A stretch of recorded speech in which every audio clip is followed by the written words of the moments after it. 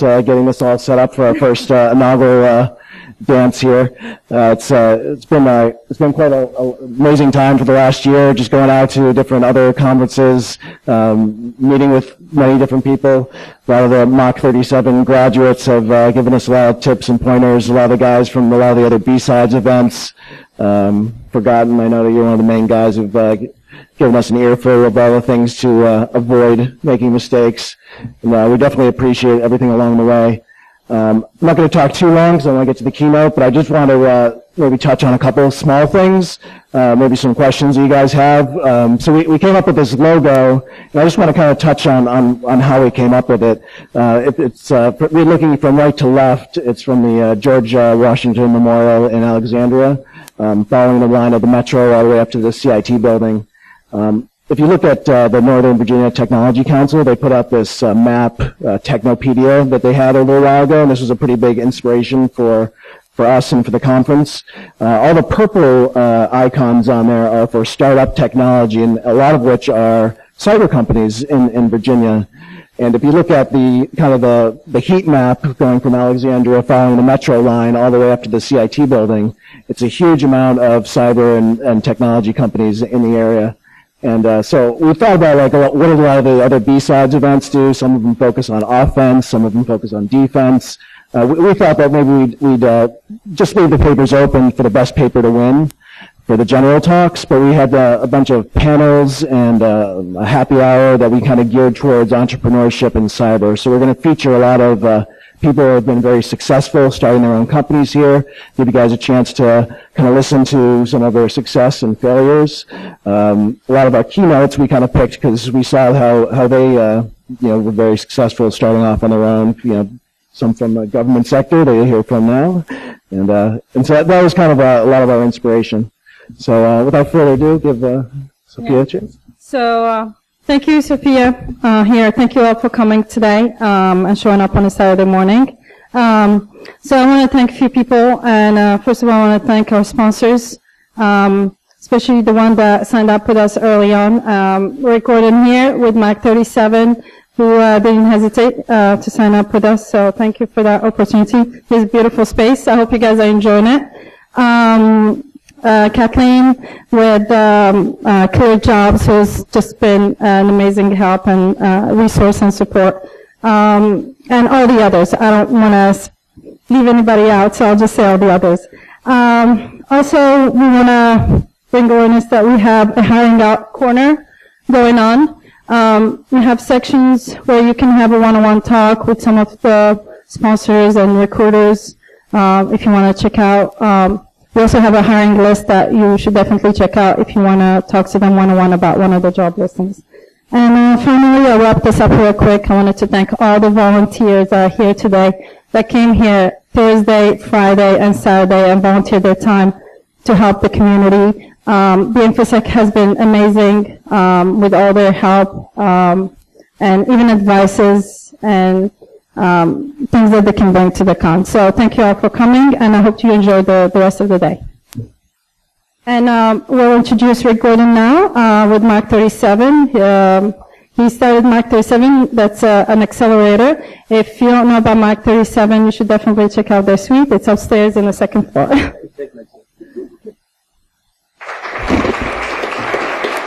Thank you. So before I get started, I just thanks you guys for asking us to participate in this. I'll tell you a little bit about Mach 37, and you'll understand why this makes so much sense. But for us to participate, but also let me congratulate you. I know it's just the beginning of the day, but you've really done an incredible job. So congratulations so far. Just real quick, you guys, about Mach 37, just so you understand what we are. We're an accelerator. We make investments in cybersecurity product companies. We were founded in 2013, really based on, I think, the recognition that in the region between Howard County, Maryland, and Fairfax County, Virginia, there is more cybersecurity talent than any place else on the planet. What we in the Commonwealth and at CIT weren't seeing, though, was that that advanced capability that was mostly being birthed out of the infrastructure supporting national security and the intelligence community. Those capabilities weren't being migrated into products or solutions that were protecting the commercial sector.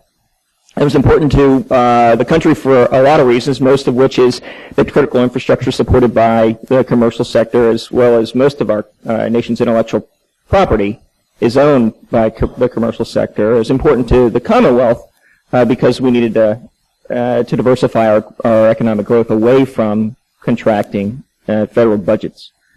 So we built an accelerator that we thought could effectively harness that intellectual capital base and start to drive disruptive security product companies into the market. And so far, I think we've been incredibly successful. We've launched 40 disruptive cybersecurity product companies in the last 3.5 years. We're getting ready to make 6 more investments in the next couple of weeks.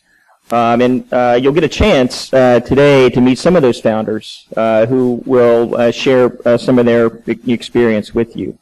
If Mach 37 isn't anything, what we are advocates for technical founders. Typically individuals that are engineers or analysts, oftentimes working in a security operations center, that are vexed by a particular problem, and then invent something. They come up with an innovation that makes their job easier, allows them to get home sooner, and when we find them, if there's an opportunity for them to commercialize it, we advocate for them. That means we make an investment in them and we teach them how to build that idea into a thriving commercial company. So that's why our advocacy for technical founders is important to us. That's why we have, since we started, we've had a relationship with B-Sides, and we're thrilled to participate in this one. So thank you guys for that. It also makes a ton of sense that I get to introduce our keynote speaker. I cannot think of any better representative of a successful technical founder than Ron Gula. So I will read a little bit of his bio, but I suspect most of you know it. Ron started his career in security at the NSA as a pen tester. At BBN, he developed network honeypots to lure hackers, and as he ran the U.S. Internet Working Team of penetration testers. At Network Security Wizards, they developed Dragon, which was the first IPS, right? Naturally language speaking IPS. Thank you for that. And as the CEO of Tenable, you can turn that down a little bit. Thank you. Ron led the company to incredible growth, and it's one that we use as perhaps a guide for our technical founders in how you could do this and be successful. So hopefully, Ron, you'll talk a little bit about that and a little bit about the advocacy that you're engaged in now for technical founders doing innovative things in our space. Please, everybody, welcome Ron Gula.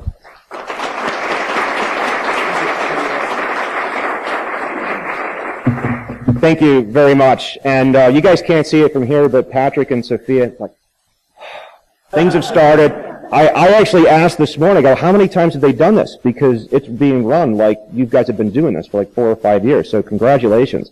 Very cool. So normally I don't speak with slides, which I can react to things in the news like Cloud Bleed, and comment on stuff like that. But I got some slides today, and we're going to talk about a couple different things. No, we're not. All right, there we go. All right. So very cool. So we're going to talk about a couple different things today. Thanks for the introduction in the background. Happy to talk about any of these things. I'm going to try to leave some time for Q&A here a little bit. But we're going to talk about a couple different things. We're going to talk about the cyber market in general. I think everybody here, whether you're in the government, you're in commercial, you're starting a business, you're teaching about cybersecurity, you deal with solutions, whether it's a vendor commercial solution, whether it's an open source solution, whether it's SaaS. We're going to kind of talk about how that market's being broken down. Then I'm going to kind of talk about some rules that I've kind of seen coming out. And I think these are things you guys all know. And really, some of this material I'm trying for the first time. I'm looking for your reactions when I put some of these things up that are out there. And then the last thing, how many of you are actually thinking about starting a company someday? Okay, that's awesome. That's great. I wish everybody's hand was going up, but I'm going to talk about how to pitch a company. So one of the things I've been doing since leaving Tenable Network Security is I founded with my wife Gula Tech Adventures. I keep a lot of notes and tracking. I've seen probably about 200 to 250 different pitches from people over the past 2 years. I've been doing a lot, mostly last year, but I'm going to give you some feedback on that. All right, so the cyber market. It's really broken down into 3 areas. People are looking at, hey Bruce, how's it going? People are really looking for, I'm honored all these great people came out. But basically especially on a Saturday. But the market is really broken down in 3 different processes. It's people who look for bad things, people who look for good things, and then people who realize that neither of those 2 things work and they want to throw things away and start over, right? Now what does it mean to look for bad things? It means we're going to look for evil on our network, right? And we have so many different versions of what evil is. When you buy an antivirus product, you're trusting that vendor to look for evil on your laptop. But that market has been around for a long time, and there's no way to define what evil and badness and things that shouldn't be on my network really are. So we've seen a lot of different technology coming out. If you go back 20 years, you basically had firewalls and antivirus type products. And those didn't work, so we bought network intrusion detection systems. And those didn't work, so we turned on prevention right into that thing. And I'm trying not to despair. I mean, I come from that area, right? You guys know what I mean when it doesn't work, right? It's not a perfect solution. There's no black box solution out there where you can turn things on and go home at night, right? We're not doing that thing. So, so after the network IDS and IPS things started to get real interesting. We had to have context. So the SIM market was born. Let's start gathering all these logs and put them into kind of one spot. And that caused a lot of help for some people. It created a lot of jobs and certifications, but it caused a lot of pain and suffering. And if you look at some of the biggest breaches that happened, OPM, JP Morgan, different things like that, these guys had lots of SIMs. They had lots of people looking at different things that were out there. So what happened after that? Well, we got into a lot of different things. This is really like the last couple of years. People have basically said, we assume we are going to be hacked. We assume we are going to be compromised. So now we need forensics, right? Forensics from the endpoint. We have this EDR market. We need forensics from the networks. We have a rebirth of products like NetWitness. Maybe they can go into the cloud. All that kind of stuff. And there's more and more telemetry that's out there. I'm going to talk a bit more about that later. And then some of the things that we thought the SIM was supposed to do started showing up in other products, right? Hey, let's just look at authentication logs and see if Ron Gula's credentials showed up somewhere else. That's the UBA mark, user behavioral anomaly detection and whatnot. So there's a lot of that stuff going on. The last thing that happened is probably in the last year or so is sort of this birth of machine learning and artificial intelligence. There's a lot of people who've said, look, I can show up on your network, gather all your telemetry, and I can do statistics, I can call it machine learning, but basically at the end of the day, I'm going to tell you if something changed or summarize everything in such a way that you as an analyst can go look at things that change. Just because you had a spike in DNS queries or firewall logs or something like that doesn't mean you have APT on your network, but maybe that's something you should go and investigate. There's another type of machine learning, though, which is, hey, let's look at activity from all over the world and then create intelligence to share with an individual customer. And that's really interesting. That's like Cylance. That's basically people who are looking, like OpenDNS. They look at the queries from all over the internet, and we benefit from that kind of analysis. Now, we can debate if it's machine learning, if it's AI, but you're really leveraging the internet as a whole and bringing that back.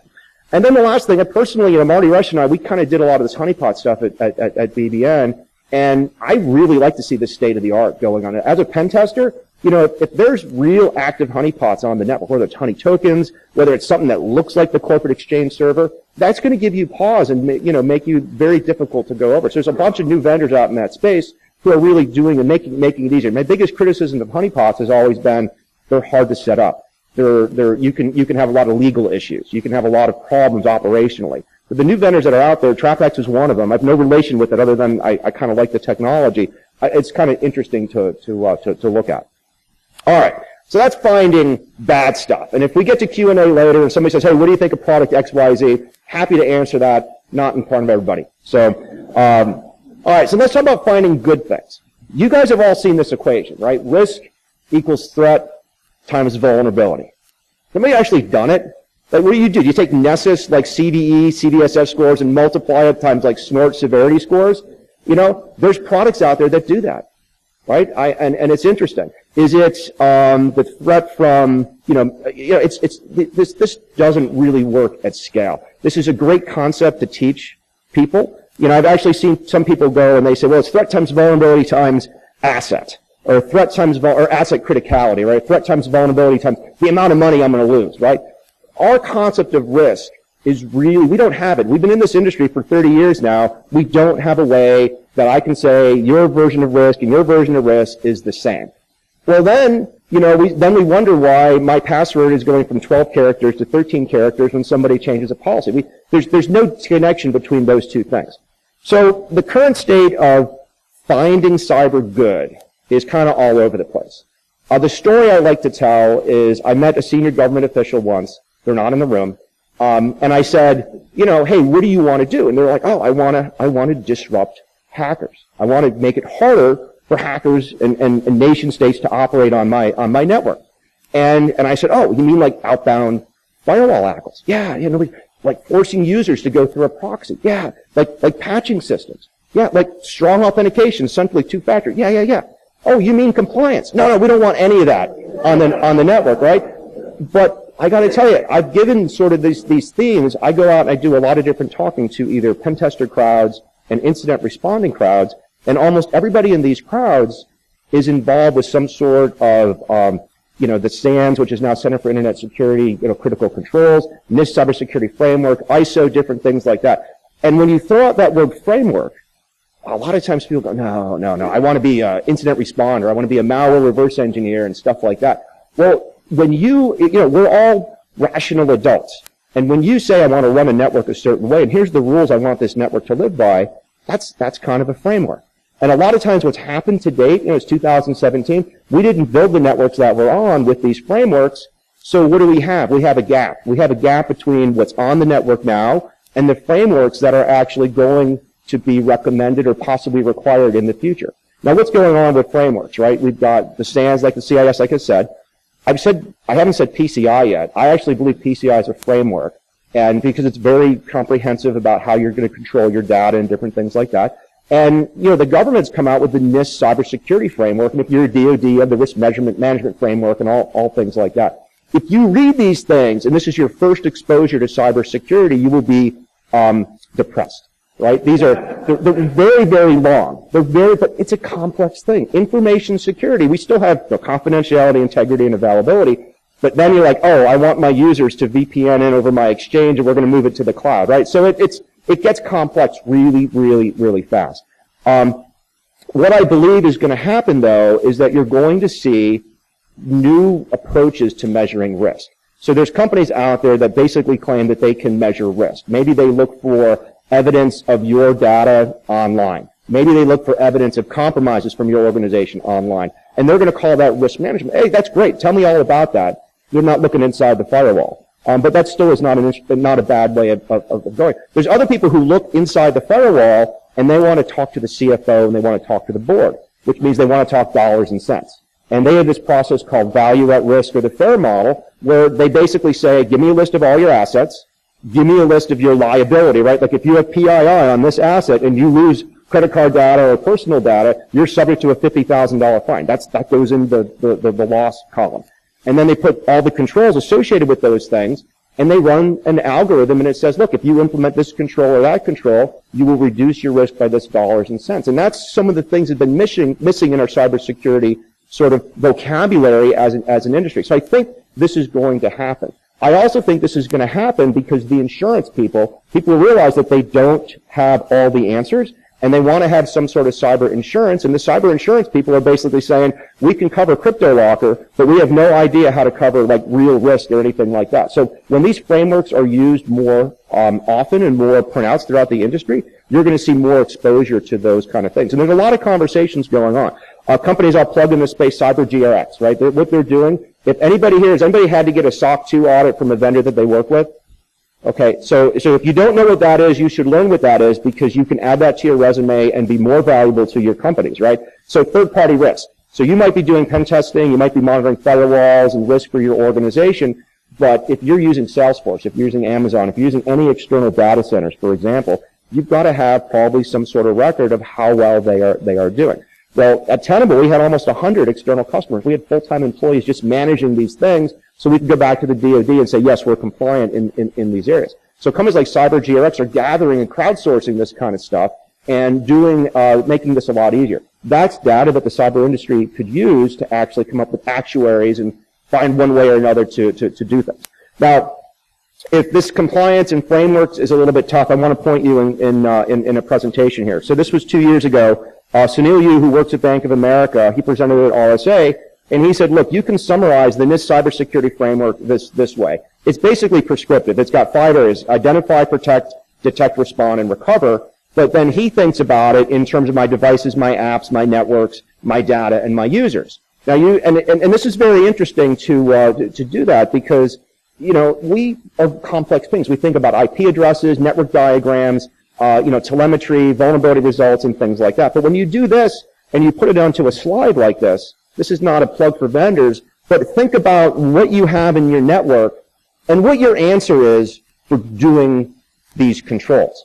Now, I think like, you know, SourceFire is on here, IBM's on. It doesn't matter what vendors are on here. This is so you know what you're doing and you can communicate this to the rest of your organization.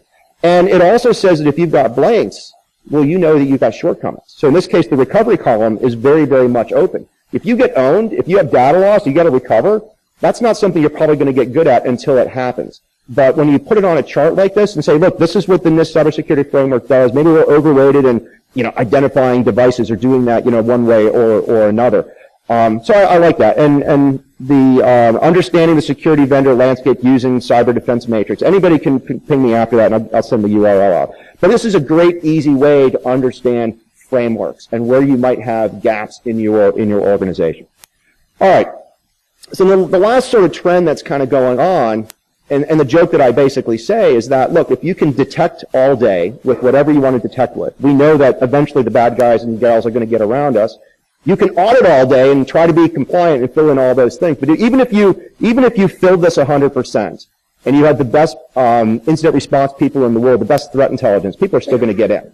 So there's sort of a move to basically say, how can I reduce the risk on my network? And there's a lot of things going on here all at the same time. A real simple one is cloud migration. How many people here have had to administer an Exchange server? So a good bit of you, and you're still in. That's why you got into security, right? So that's interesting. So an Exchange server. What is an Exchange? It's the Microsoft on-premise way to share email and send email and things like that. You can't just have one because you got to have reliability. So maybe you have two. Maybe you have failover, right? You can't just have email security for Microsoft. Maybe you have Barracuda in front of it, right? Well, maybe you have a lot of users and you have to do two-factor authentication to get into that. Maybe you have to do that. You don't trust how they do it. You don't like their OAuth or their Outlook web interface online, Outlook web access. I forget the acronym there. But the point is that's a complex thing. Maybe you got to have a SAN backing it up. You have so much complexity just to move email around. And then here comes a salesperson from Microsoft that says, I can basically replace all that with basically some APIs to the internet called Office 365. Now, the bargain is Microsoft has all your data, but they can probably do a better job running an email server than perhaps your IT people can. And that's a tough pill to swallow. When I worked at US Internet Networking, that was basically our pitch. We could run the data better than you can because that's all we did.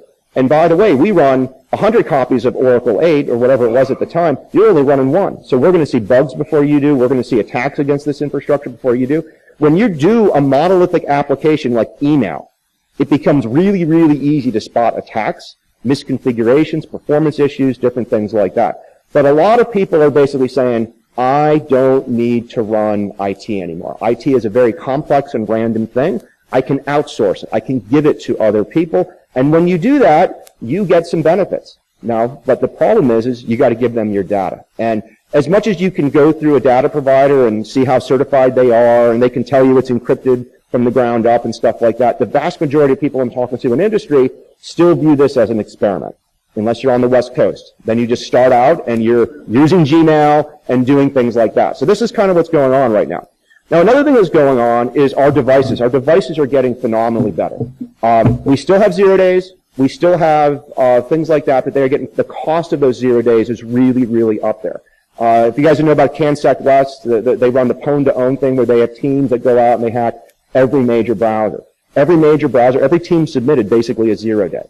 And you might say, hey, Ron, that's not good, right? Well, these are harder and harder. Everybody on the team was like, look, we had to work the hardest we could. The other thing is you guys are all here. I'm sure you all work for the CIA in your day job and stuff like that. Finding teams to do reverse engineering and vulnerability discovery is getting harder and harder to do. The industry is getting better. Microsoft's getting better. Google's getting better. They're getting better at fixing things. So the endpoints are getting a lot harder. This is basically allows us to go to the cloud, right? If I trust this device and I trust that the data is at the cloud, I have a much simpler way of measuring all my stuff and my assets and whatnot. And then the last thing is that every company, no matter who they are, whether they are government, whether they are an automotive manufacturer, they are a software engineering shop.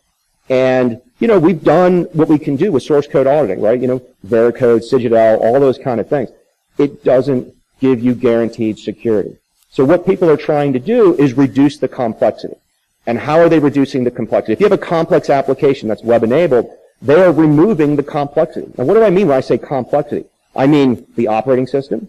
I mean the web server. I mean maybe the disk and the firmware that it's booting on. You can take most web applications and rewrite them in a much simpler, with much less lines of code, with new architectures, containers, for example, that take advantage of elasticity. The Amazon API, where you have S3 buckets. You have APIs that don't even have compute next to them. You have things like Lambda, which just lets you kind of go and query things and do things without that. I mean, look at Uber, right? Uber's a bazillion-dollar company now. They don't own the maps. They don't own the driver. They don't own the web page that these things are hosted on, right? It's just a little bit of code to make something of value. So when organizations, whether you're in, you know, healthcare.gov or you're trying to, you know, buy tickets for Southwest.com, those applications that are being hacked and have a very, very complex way of doing web application auditing, they're all going to get redone with very scalable and very secure architectures. Now think about this. You remove the OS, you remove the web server, and you just have sort of logic running out there. Your attack space is a lot smaller. You still have things like Node.js that you have to patch, but you're not worrying about like patching a new Apache vulnerability or configuring Apache or patching Linux. You know, these are the things that kind of hold back a lot of the majority of stuff that's out there. And as CEO of Tenable, I saw this, right? I'd be, hey, why haven't you patched these vulnerabilities? Well, you know, we have to wait for an outage. We have these other controls. And it's like, look, a lot of times that's just an excuse. So taking these applications and moving them to a more sustainable and easy to maintain type of thing is really what I believe is the way of the future. So, you know, what's going to hold us back is legacy stuff. You know, if you look at, like, I'm not a salesperson for Microsoft, but if you look at what's in Windows 10 versus what's not in Windows 7, right, there's a lot of value there. Well, you can't just go and upgrade to Windows 10 if you're a government agency or you're a bank or things like that. There's a lot of reasons. You're going to break things. There's a lot of ways to fix that. But that question is the question, I think, for cybersecurity. I think 10 years from now, maybe 15 years from now, our industry is going to be more about data governance and who can have access to my data and what third parties I'm working with, and less about hunting a 0-day. Because I think those things are going to go, they're going to be harder and harder to do, unless we still have Windows NT at ATMs, you know, 10 years from now. So nobody knows how that's going to go. All right. So I'm going to give you some, was there a question? I'm sorry. All right. Hearing things. I'm old. All right. So new rules for cyber. I hope this resonates with you guys a little bit. So the first one is SIM is dead, but SOCs are not. So I get a pitch probably about once every 2 weeks where I'm going to do some sort of threat orchestration, incident response automation, some sort of, I'm going to do something because the SIMs can't do it, right? And it's really interesting. I have yet to go to a SOC and not see Q1 and not see ArcSight, or not see something that's homegrown, but something, you know, something like that. It's going to happen. I think this is the year where it might. Now, right next to those things is Splunk, is Darktrace, is all these, you know, different kind of solutions that are out there to kind of augment those things, threat orchestration and things like that. So the SOCs are alive and well. What are they missing? They're missing more people. They're missing more automation. They're still missing more procedures, because if you go out and you hunt for Stuxnet, but now you have this sort of wimmy thing that's moving around, there's no malware, there's no fingerprints, there's no nothing to go look for, and you weren't looking for that kind of activity, that's tough. So I'm starting to see people thinking about deploying stuff like Endgame, right? People who are basically knowing that they're hunting and they want a platform to go hunt and things like that. Another corollary to that is that we never had situational awareness. When I go in and I talk to people and I say, show me your SIM, show me the data you're collecting, and I say, okay, I'm on your Wi-Fi, I'm in your SOC. I'm going to go to www.gula.tech, show me in your logs. Oh, we don't monitor the Wi-Fi. Right. Or it's something like that. And sometimes it's like a legit, like all the Wi-Fi goes over here. Like literally I was at a corporate one and they had like Comcast. Like you can get Comcast Wi-Fi. I'm like, that's not a bad solution, right? I'm not even on the network, right? But sometimes when I'm on the network and they can't log that kind of stuff, or have you ever been to some place or a conference center and you got to type in a code and say, hey, Ron, if you want to get on Wi-Fi, here's your ID and your code. Like, show me that in your SIM. Right? So a lot of times I'm not seeing this full situational awareness.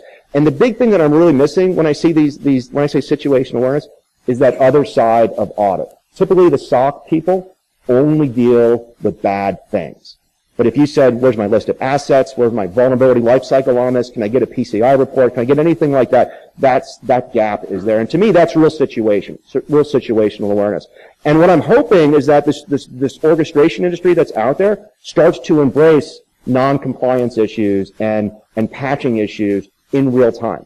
Like, if you're going to create an alert and a workflow that says Snort just found this awesome buffer to go into my DNS server, I really hope that they can create a workflow that the firewall in front of the DNS server is down and port 22 SSH is opening and there's connections that weren't there before. We're not seeing those kind of things in SOCs today. I kind of already mentioned this. If you go to Salesforce, if you go to Office 365, and I don't want to offend anybody, but they're probably going to do a better job than you running your own CRM and you running your own email. Now, I'm not criticizing what FedGov is basically exactly like Office 365. I don't know, don't tweet that out. But they're trying to do the right thing. They're trying to be very open to those architectures and do cloud first and do things like that. And I'd probably talk a whole hour on that. But this is really for your mom and dad. This is really for the dentist office. This is really for the smaller SMB. I really believe if you're a small company, and a small company could be 1,000 people, right? Tenable, right? I used to feel like I got the best IT security people running my Exchange server. And then we switched to Google Gmail. And it was like, oh, yeah, they see traffic from the internet. We see traffic to Tenable. And that's, you can't compete with that, right? So if you're going to participate with something like that, you got to do something like that. So by default, cloud apps are better. For security apps, though, in the cloud, you got to take it with a grain of salt, right? So let's talk about Cloudflare, right? So Cloudflare, phenomenal company. You might, any business, and Tenable's the same way. Anybody who's doing business, someone's gonna point the finger and say good, bad, whatever. But from an architectural point of view, hey, let's take a CDN, let's put some web application frameworks in front of it, and let's protect websites, from DDoS. Great, that's awesome. The problem that they just had, though, is I believe I would call it, and this just came out, but you can expose credentials that might have gone through that kind of stuff at the end. It's called Cloud Bleed, I believe. This just came out. I'm not up to speed 100% on it. But that's just the story of the week. What I've seen is this. If you have ArcSight, if you have Q1, if you have SourceFire, pick any modern enterprise vendor. And then you have, and again, I'm not trying to criticize vendors, but you have somebody who says, I can take maybe 5% of that feature set or 10% of that feature set, run it at Amazon, put a slick web interface on it, and make it easy to buy, easy to deploy. There's a lot of those kind of companies. I'm not saying they're bad, because one thing I'll tell you is from enterprise companies, people don't deploy 100% of our products. So having a cloud security application that does exactly what you need it to do, that might be the great thing. But don't confuse a company that's 6 months old with a company that's 16 years old, doing these enterprise things. And the thing is, if you go to RSA, you're seeing the barrier to entry to kind of get into RSA is lowered because of the cloud. Right? We don't have to worry about storage. We don't have to worry about deploying anything on-prem. And these are things that when you have engineers working on them, your products get better. So all I'm saying is take security apps that are cloud only with a grain of salt. Now, I've invested in a bunch of these companies. I'm just saying as a buyer, you got to watch out for stuff like that. All right, the last big rule. managing confidentiality, integrity, and availability, it never went away. And what I mean by this is that when you're outsourcing to Salesforce, when you're outsourcing to Office 365, when you're outsourcing to your security vendor, you still have to worry about these kind of things. Now, it might manifest itself in PCI, in a framework, or in something like that, but when you basically give your data to somebody else, you're still responsible for this. You're still responsible for keeping those things alive and well that are going there. All right, so I'm kind of curious what people think about these rules. All right, now last thing we're going to talk about before we get to Q&A. How do you pitch what you do? How do you pitch what you do? And I hope that you might be just working on a project in your office. You're trying to get funding to deploy a proof of concept of Graylog or something like that. Hopefully you can do this. So this is real basic stuff. But you'd be surprised how often, what problem are you trying to solve, I don't get to until I'm 10 slides into a paper or 10 pages into a PowerPoint. Now think about that. Hi, Ron. I've solved cybersecurity. Can you look at my presentation? Sure. What do I see in this presentation? I'm not seeing what they solved right up front. So what problem are you trying to solve? What problem are you solving? This is something you should ask any vendor, any outsourced team, any consultant, anything. What are you going to do for me? What do you do? And that answer, it should be nuanced. You should be able to answer that question that demonstrates that not only do you have command of this problem, but you're nuanced and aware of the market. I'll give you a good example. So there's a company I've invested. It's Stealth, and it's a web application firewall company. And basically their pitch was, look, we're doing whitelisting, web application firewalling, and we're not using machine learning. And that comment right there, it blew me away because I've seen 20 other web application firewall pitches that were all machine learning based. Let's learn what's normal. Let's look for what's different. I'm not saying that's bad, but this was very unique. And in that opening statement, they were able to do that. Actually, I got ahead of myself. So the problem they're solving is web security. How do you solve it, right? So that's the second thing. How do you solve it? You got to be very nuanced in that answer and very understanding of what the limitations of those problems that are out there. Sometimes it's basic business, right? Maybe we have a cheaper solution. It's the same solution you already know, but ours is cheaper. Maybe it's easier to use. Maybe it gives you better performance, right? So you can do those kind of things. But how do you solve it? So many times, and I'm guilty of this too, I jumped right to the how. What and how are such different things. The what you're trying to do and the how you're doing it, a lot of times people get so excited about the technology, they pitch you on that how versus not even what you're doing. I'm getting a little philosophical with people here. But, second slide, how do you solve it? Third thing, show some proof. And this is the thing that I think is really, really hard for people to do. Customer references. Do you have patents? Do you have a demonstrated lab, analyzing that your widget can go 100 gigabits, right? If you say you can go 100 gigabits or you say you can go 10 gigabits, show me the proof that it's, nobody goes 10 gigabits. Show me it's 6.9. Show me it's 7.3, something along those lines, right? Show some proof. Show some screenshots. Show those kind of things. And then the fourth thing is if you're talking to somebody and you're asking for them for investing, what do you want with the money? Right? What are you going to do with it? Are you going to hire people? Are you going to develop more? Are you going to buy a third-party app? You want to have some sort of sense that if you write somebody some money or you help them fundraise, what are they going to do with it?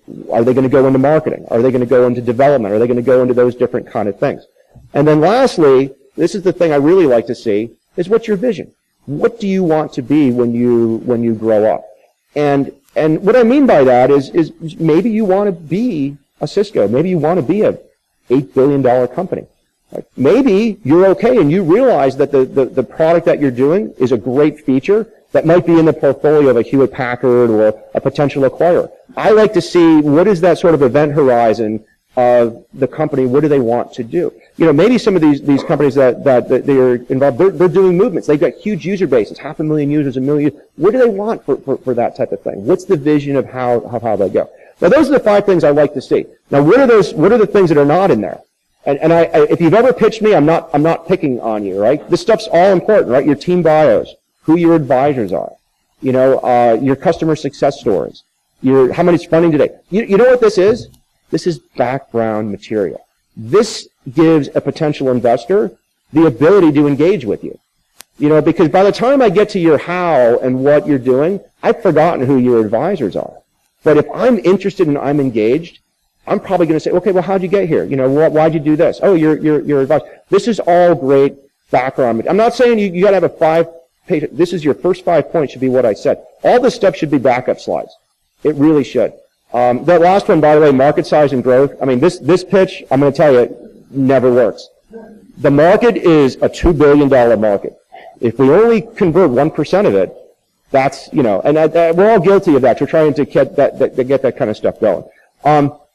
So yeah, so that's kind of how to go about doing that. And I've seen it's really hard to do this.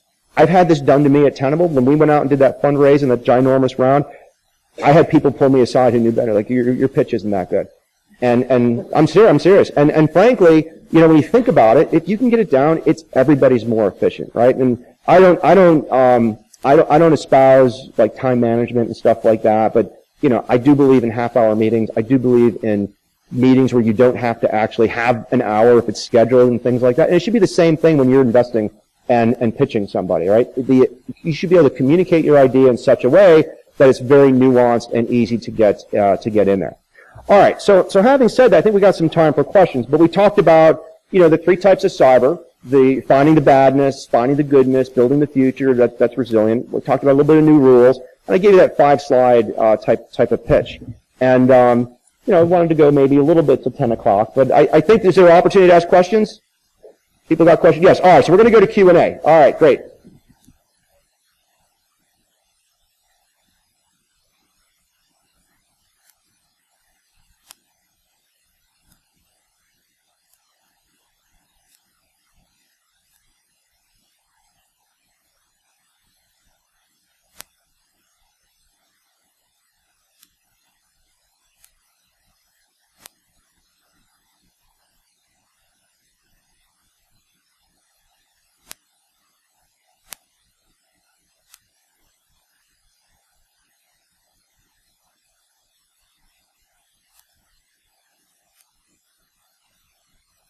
So for the folks in the other room, I believe your question was, you know, if you have connectivity to the internet go away, how does that affect what I'm recommending, which is basically to embrace Office 365, Salesforce, different things like that. So that's a great question. And that's part of that whole risk management framework. So can you do your work offline? You know, but when you start looking at the reliability of an organization, you've got power. So at Tenable, right, we have an office up in Columbia. We had generators. We knew the generators could only last, you know, so long. The thing that hit us the most, though, was internet outages. We would have, you know, connections to the internet that went out and different things like that. I think the bigger you get, the more likely you have multiple connections to the internet, the multiple power sources and things like that. But when you're small, that is a risk. I don't know that we're going to see an outage on Salesforce. I don't know that we're going to see an outage on Amazon. I don't know if we're going to see an outage. Now, we might. But I have a hard time seeing that, just knowing how those things are designed. Having said that, if you go to a competitor where they're only in maybe 1 data center or 2 data centers and they're 1 DDoS away from that, you got to keep that in mind when you're putting your data in the cloud. Like I said, most people are holding things onto data and they're looking at that stuff out there. But like Salesforce is the biggest one I worry about, just because of how much data goes in there for the U.S. I don't know if I answered your question, but.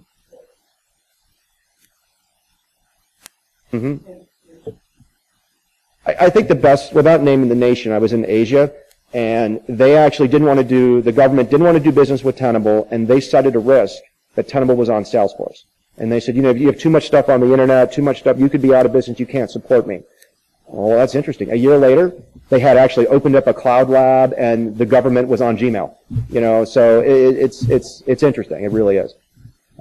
Last thing on that is before somebody says, what if, is Salesforce, they should know what their own outage rate is.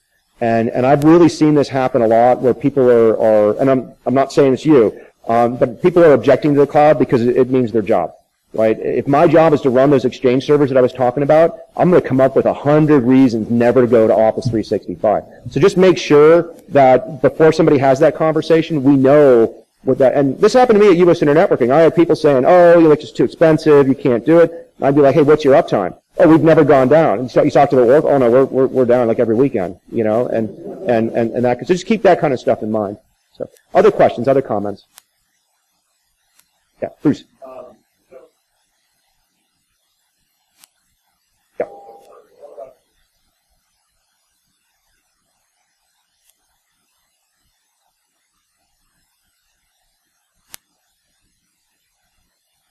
So the question was, what are the other intangible benefits to potential getting an investment?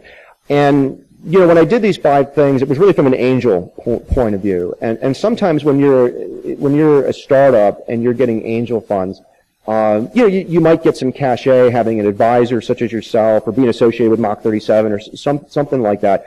But typically, if you're raising $500,000 to $1 million, it's really money from doctors, lawyers, high net worth individuals, things like that, former CEOs, that kind of stuff. But when you move up to something that's headlineable, Excel, Insight, Investing in Tenable, there's a lot of intangible benefits, right? The state gets involved, the media gets involved, and that's all free press for you and your company. So that's not a bad thing. Even if somebody here is in the middle of a venture raise and they're getting it's not record setting, but it's $1 million, it's $2 million, there's a lot that you can do with that. You can recruit better because, if you think about it, hey, come with me, I'm going to start a company in my garage. That's tough if you're working at, a government job or a big corporation or something like that. But if you say, I just closed a $2 million deal, you might be able to recruit better. So there's a lot of benefits that you can get from doing that kind of stuff. Very cool. Other questions? Can we do 2 questions from the same person? No.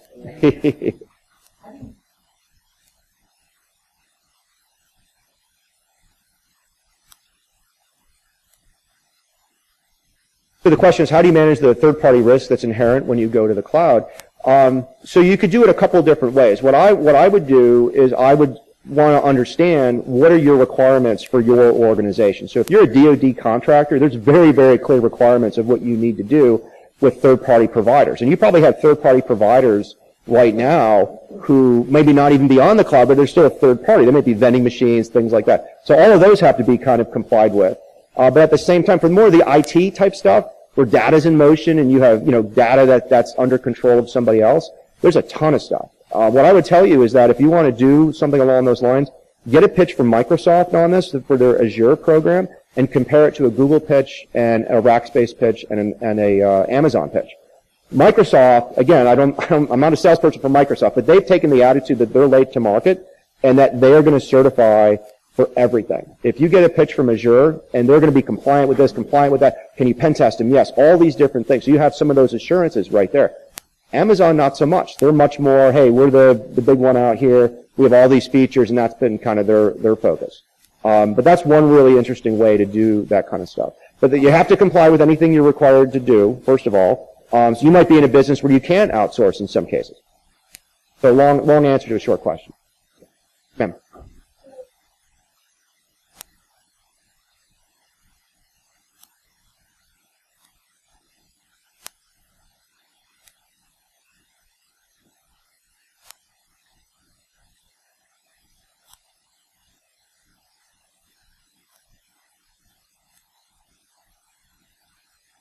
So the question was, if you're you want to go work for a startup, and you're evaluating startups, and you want to know how to interview and maybe select them and things like that. So it's interesting.